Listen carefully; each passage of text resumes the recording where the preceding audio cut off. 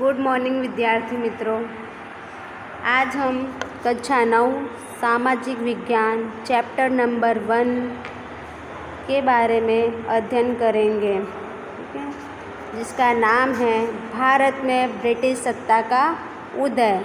इसके पहले वाले वीडियो में हमने देखा कि विदेशी प्रजा अंग्रेज किस उद्देश्य से भारत आए, भारत आने के जलमार्ग की खोज किसने की, किस प्रकार से भारत में अंग्रेज़ों ने अपना शासन जमाया, अपना आधिपत्य जमाया, उसके बारे में हमने इसके पहले वाले वीडियो में देखा। अब हम देखेंगे प्लासी का युद्ध। प्लासी का युद्ध, इसमें हम देखेंगे कि बंगाल में सिराज उद दौला का शासन था। सिराज उद दौला का जो स्वभाव था, नेचर था, वह उतावले प्रकार का था, अर्थात वो कोई भी निर्णय फटाफट ले लेता था, बिना सोचे समझे फटाफट निर्णय लेने वाला स्वभाव था उसका। सही क्या है, गलत क्या है, बिना इसकी जानकारी के निर्णय लेता था। इसके कारण राज्य में उसके कई विरोधी थे। उस समय ब्रिटिश ईस्ट इंडिया कंपनी ने नवाब की अर्थात सिराज उद दौला की आज्ञा लिए बिना, उसकी स्वीकृति लिए बिना ही कोलकाता की रक्षा के बहाने, कि कोलकाता की रक्षा करनी है, इस बहाने से व्यापारी कोठी के चारों ओर से किलाबंदी कर दी। जब ये सिराज उद दौला को पता चला तो उन्होंने किलाबंदी तोड़ डाली। यह समाचार मद्रास पहुंचने पर कोलकाता की कोठी की सहायता करने के लिए रॉबर्ट क्लाइव के नेतृत्व में कंपनी का एक छोटा सैन्य दल बंगाल आया। यह समाचार मद्रास पहुंचा। मद्रास में अंग्रेज़ों का मत्थक था, केंद्र था, ठीक है। तो केंद्र पर यह समाचार पहुंचा तो वहाँ पर उनका सेनापति था रॉबर्ट क्लाइव। तो रॉबर्ट क्लाइव के नेतृत्व में एक छोटा सा सैन्य दल, सैनिकों का दल बंगाल भेजा गया। अब ईस्ट इंडिया कंपनी का जो सैन्य दल है वो तो शक्तिशाली है, फिर भी नवाब की सेना को पराजित करना इतना आसान नहीं था, इतना सरल नहीं था। तो इसलिए रॉबर्ट क्लाइव ने दगाबाजी का सहारा लिया, चीटिंग करने का विचार किया, ठीक है। तो दगाबाजी का सहारा लिया। उसमें रॉबर्ट क्लाइव ने नवाब को पराजित करने के लिए, सिराज उद दौला को हराने के लिए षड्यंत्र की रचना की। जब जैसे कहावत है ना कि जब सीधी उंगली से घी नहीं निकलती तो उंगली टेढ़ी करके घी निकालना पड़ता है। तो उसी प्रकार रॉबर्ट क्लाइव ने भी विचार किया कि नवाब की सेना को पराजित करना सरल नहीं है, हम उनको पराजित नहीं कर सकते, उन्हें हरा नहीं सकते। तो उसने क्या किया, षड्यंत्र की रचना की, दगाबाजी की, जिसमें रॉबर्ट क्लाइव ने नवाब के सेनापति मीर जाफ़र और सेठ अमीचंद को इस षड्यंत्र में शामिल किया। उन दोनों को वो अपनी तरफ कर लिया और कंपनी को नवाब द्वारा सताए जाने का बहाना बनाकर पलासी नामक गांव के पास के मैदान में युद्ध घोषित किया, ठीक है। रॉबर्ट क्लाइव ने क्या किया, मीर जाफ़र और सेठ अमीचंद को अपनी तरफ कर लिया और ऐसा बहाना बताया कि नवाब के द्वारा कंपनी को सताया जा रहा है। ऐसा कहकर पलासी नामक गांव के मैदान में युद्ध घोषित किया। प्लासी का युद्ध कब हुआ, किस सन में हुआ, ठीक है। तो प्लासी का युद्ध 23 जून 1757 का, वो बहुत ही इम्पोर्टेंट क्वेश्चन है, काफ़ी एग्ज़ामों में ये पूछे जाते हैं कि प्लासी का युद्ध कब हुआ। तो 23 जून 1757 को हुआ। कहाँ हुआ, तो प्लासी का मैदान मुर्शिदाबाद, जो पश्चिम बंगाल में है, और वह मुर्शिदाबाद से लगभग 38 किलोमीटर की दूरी पर है। पूर्व योजना के अनुसार, जो योजना बनाई गई थी, उस योजना के अनुसार मीर जाफ़र युद्ध में असफल रहा और सिराज उद दौला हार गया। कलायु के षड्यंत्र से प्लासी का युद्ध मात्र आधे दिन में ही पूरा हो गया। कितने? आधे दिन में ही प्लासी का युद्ध पूरा हो गया। इस युद्ध से ईस्ट इंडिया कंपनी को 24 परगना की जागीर मिली। 24 परगना मतलब जगह, ज़मीन, प्रदेश, ठीक है। तो 24 परगना की जागीर मिली।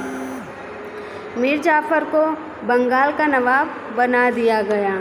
इस तरह से 1757 में प्लासी के युद्ध द्वारा भारत में कंपनी की सत्ता की नींव पड़ी, ठीक है। यानी 1757 का जो प्लासी का युद्ध था उसमें अंग्रेज की विजय हुई और इस कारण से भारत में अंग्रेजी कंपनी की सत्ता की नींव पड़ी। उसके बाद हम देखेंगे बक्सर का युद्ध, ठीक है। बक्सर के युद्ध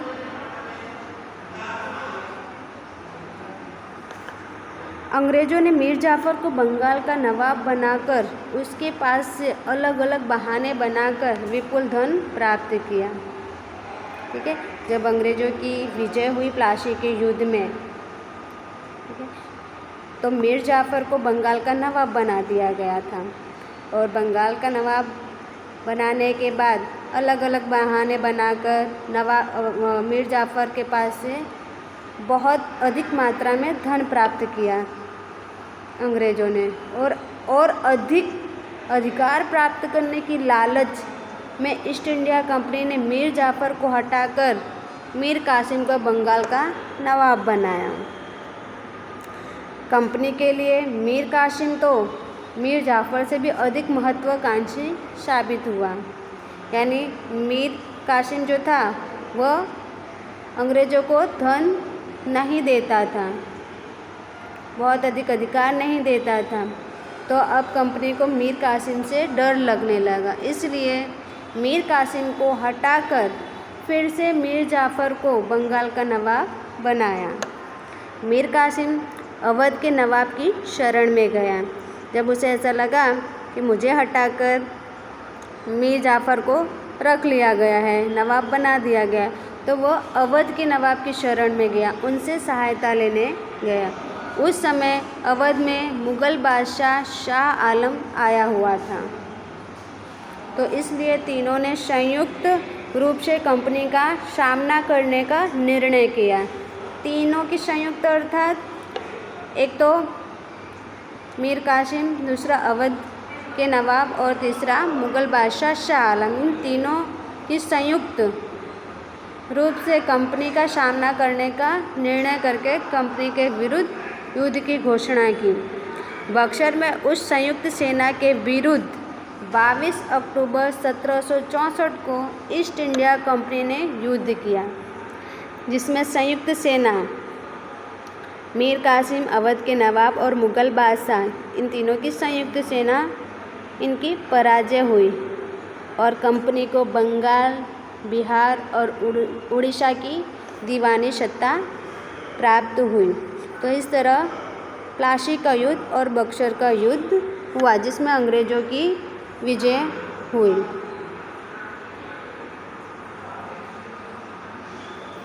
आगे कंपनी शासन का विकास।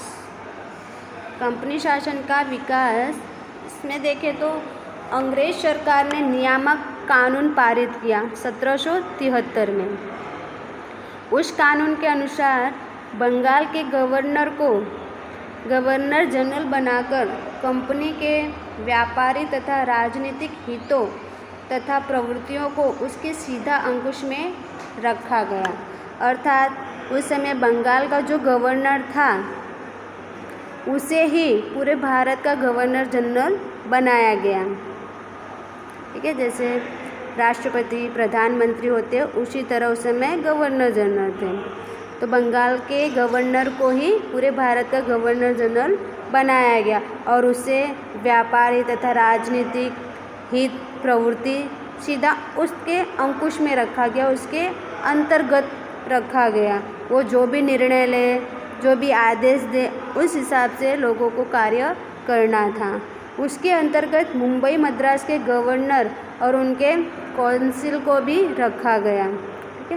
यानी मुंबई और मद्रास के गवर्नर थे, उनको भी बंगाल के गवर्नर के अंतर्गत ही शामिल कर दिया गया।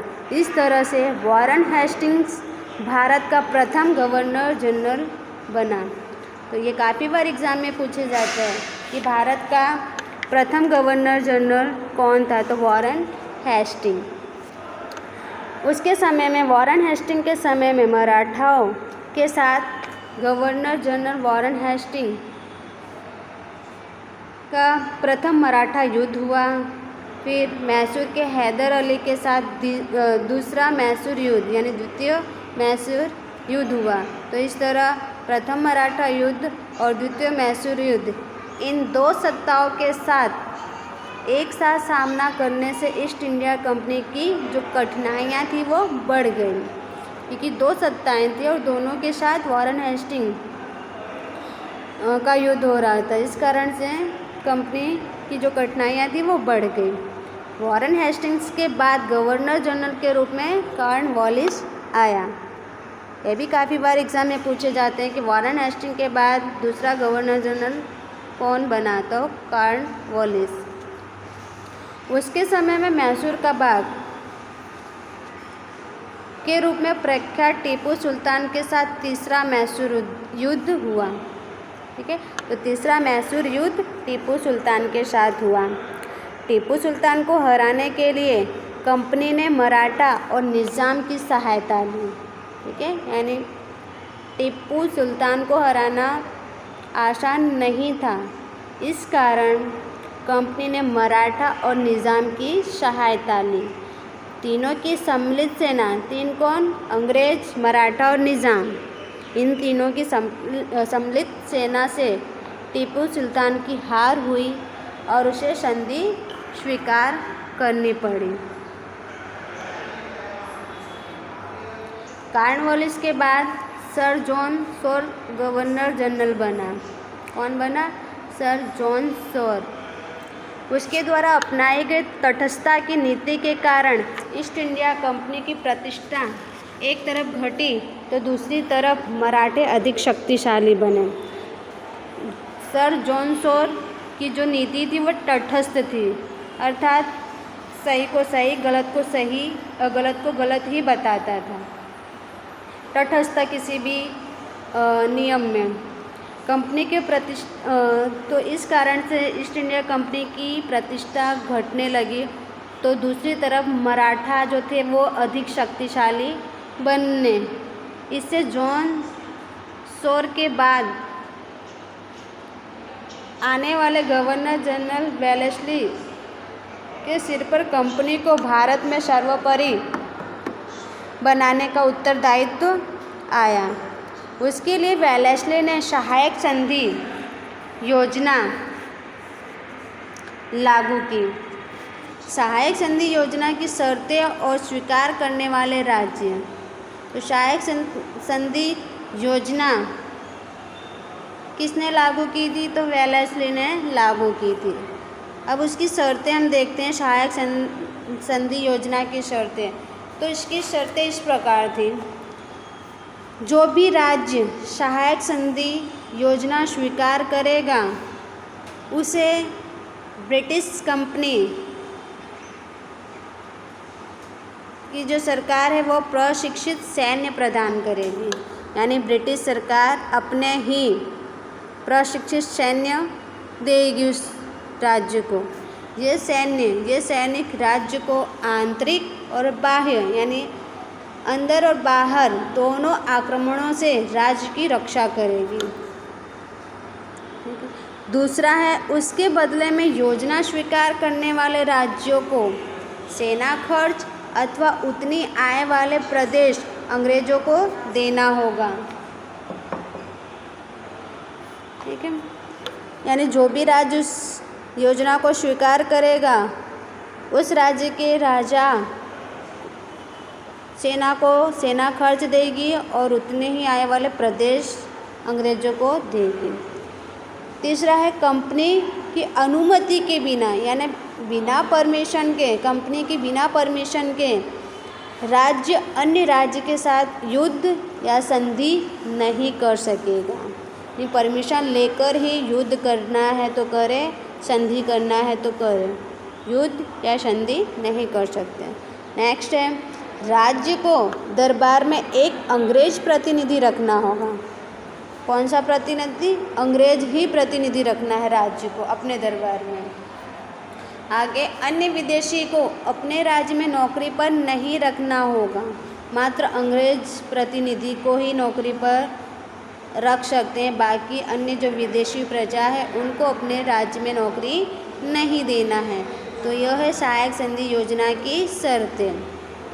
अब योजना स्वीकार करने वाले राज्य कौन कौन से हैं? तो किन राज्यों ने योजना स्वीकार की, सहायक संधि योजना की? तो निज़ाम, मैसूर, अवध, गायकवाड़, सिंधिया, भोसले, होलकर, इन सभी राज्यों ने सहायक संधि योजना की शर्तें स्वीकार की। यह योजना जो थी वह मीठे जहर के समान थी। ठीक है, सहायता करने के लिए सैनिक दे रही है, सैनिक राज्य को आंतरिक और बाह्य आक्रमण से बचाएगी। ठीक है, ये सब ठीक था, लेकिन उसमें वह क्या कर रहे थे? मात्र अपने सैनिकों को, अपने ही आदमी को नौकरी पर रख रहे थे, भारत के किसी अन्य व्यक्ति को नहीं। इस योजना को लागू करके वेलेस्ली ने बहुत से प्रदेशों को ईस्ट इंडिया कंपनी में शामिल कर लिया। सहायक संधि योजना के जरिए वेलेस्ली भारत के बहुत सारे प्रदेश, बहुत सारे राज्यों को ईस्ट इंडिया कंपनी में शामिल कर लिया, अपने आधिपत्य में ले लिया। गवर्नर जनरल वेलेस्ली ने टीपू सुल्तान को सहायक संधि योजना स्वीकार करने के लिए कहा, किंतु टीपू सुल्तान ने इस योजना का अस्वीकार किया। योजना को स्वीकार करने से मना किए जाने पर कंपनी ने निजाम के साथ मिलकर मैसूर पर 1799 में आक्रमण किया। मैसूर पर चौथा आक्रमण तो ये 1799 में किया। इस चौथे मैसूर युद्ध में अंग्रेज़ों के साथ लड़ते हुए टीपू सुल्तान की मृत्यु हुई। वेलेस्ली के बाद भारत में गवर्नर जनरल के रूप में हेस्टिंग्स आया। उसने नेपाल के साथ युद्ध करके गोरखों को अपने सेना में शामिल कर लिया। थैंक यू, धन्यवाद।